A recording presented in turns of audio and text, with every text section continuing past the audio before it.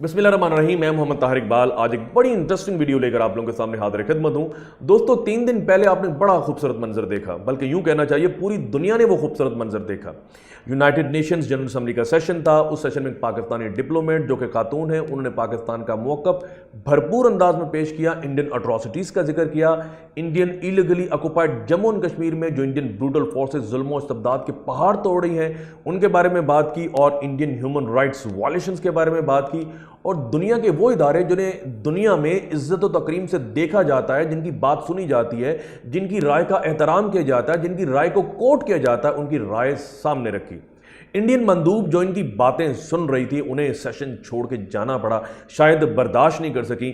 और पाकिस्तान में जो पाकिस्तानी डिप्लोमेट हैं उनकी बड़ी तारीफ़ की गई, उनकी लैंग्वेज की बड़ी तारीफ़ की गई, कंटेंट बड़ा स्ट्रांग था, उनकी तारीफ़ की गई, पूरी दुनिया में इनको सराहा गया, अप्रिशिएट किया गया।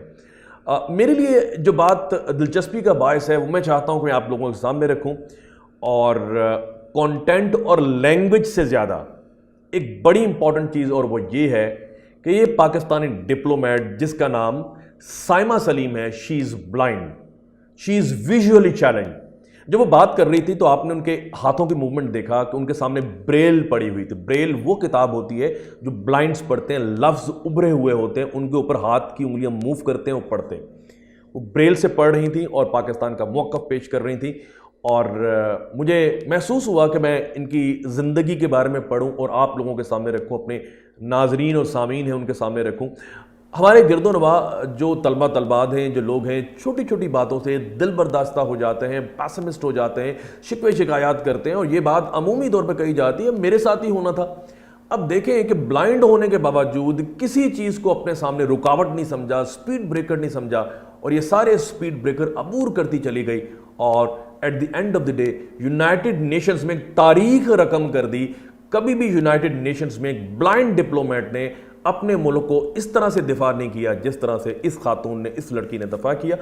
तो मैंने इनकी लाइफ के बारे में कुछ जानने की कोशिश की। मेरा एक पर्सनल एक्सपीरियंस भी है। मेरे एक दोस्त हैं, बड़े खूबसूरत दोस्त, बड़े लाइक, और बड़े उन्होंने ज़िंदगी में जद्दोजहद की। फ़याज़ साहब हैं, प्रोफेसर फ़याज़ साहब हैं, UMT से PhD कर रहे हैं।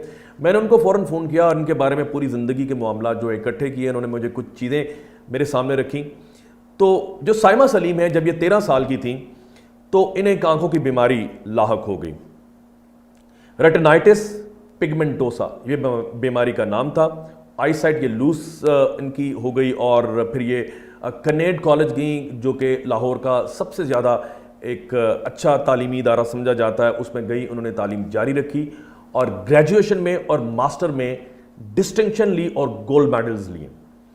तो इस दौरान एक बड़ी खूबसूरत बात है कि जो ब्लाइंड लोग होते हैं ना, वो राइटर लेते हैं, और वो बोलते हैं, राइटर जो है इम्तिहान के अंदर, एग्जामिनेशन के अंदर लिखते हैं।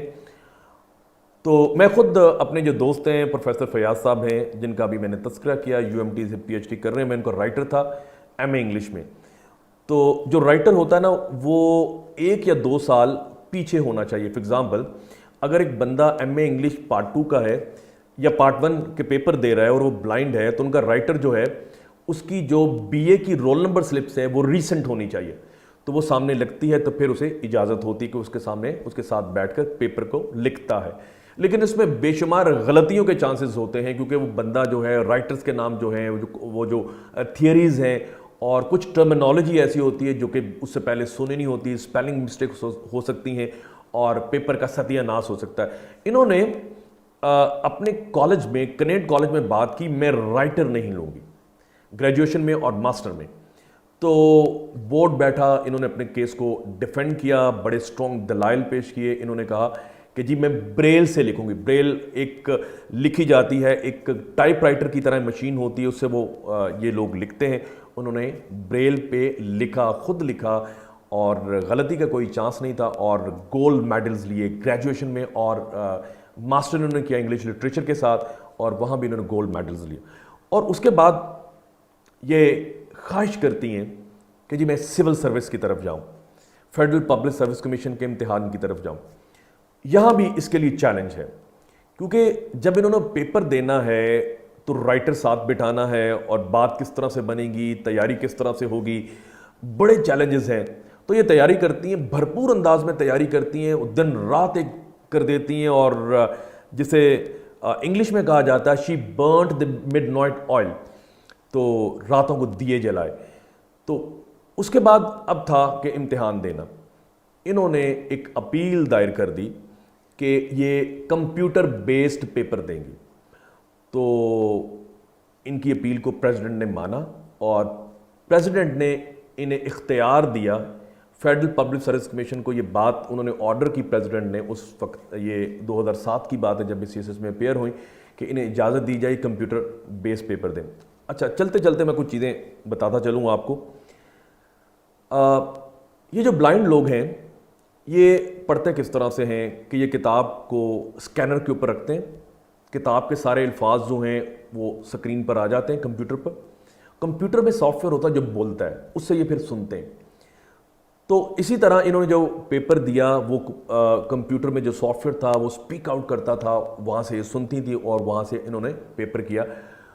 اور مزے کی بات یہ ہے کہ جب رزلٹ آتا ہے 2007 میں تو پورے پاکستان میں سی ایس ایس میں ان کی 6ٹھی پوزیشن تھی, اور خواتین میں ان کی پہلی پوزیشن تھی. بہت بڑی بات ہے.